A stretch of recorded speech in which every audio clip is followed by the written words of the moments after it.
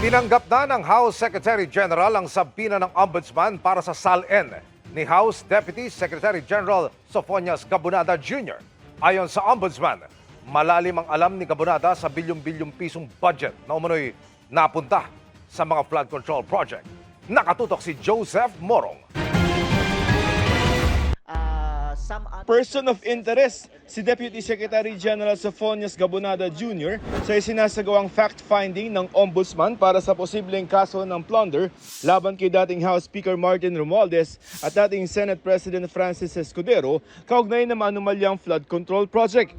Ayon sa Ombudsman, malalim daw ang alam ni Gabunada tungkol sa budget na bilyong-bilyong piso ang umunoy napunta sa mga flood control project. Alam niya kung gaano ka-importante itong tao na ito. Malalim po ang alam ni Gabunada. Lumutang na rin dati ang pangalan ni Gabunada sa isinagawang investigasyon ng Senado sa flood control project. I just would like to make a motion dahil merong official statement si Governor Hubahib ng Davao del Norte alleging a certain Deputy Secretary General ng House of Representatives Soponias Ponyong Gabunada is very much into corruption. Yung details, napakaraming dinitalye niya. I would like to move for the invitation of this Deputy Secgen Soponias Ponyong Gabunada, allegedly the bagman of the Speaker of the House.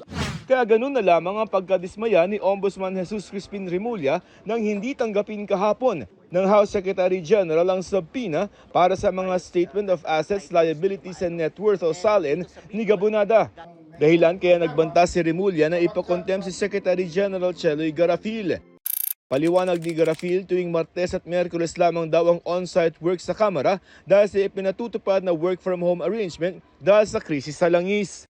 Malaki raw ang paggalang niya sa Office of the Ombudsman at wala raw silang intensyong magpakita ng kawalang galang o umiwas sa pagtugon. Ngayong araw, tinanggap na ng House Secretary General ang subpoena ng Ombudsman. Sa subpoena ng Ombudsman sa Secretary General, hinihingi ni Remulla ang certified true copies ng lahat ng SALN ni Gabunada na magsimula siya sa Kamara hanggang sa kasalukuyan para malaman kung may kaduda-dudang yaman ito. Ayon sa Ombudsman, may ilan pang personalidad silang iniimbestigahan na may kaugnayan sa pagbuo ng budget na posibleng pinanggalingan ng mga pondo para sa mga maanumalyang flood control project. Marami talagang nakakaalam doon sa mga nangyayari.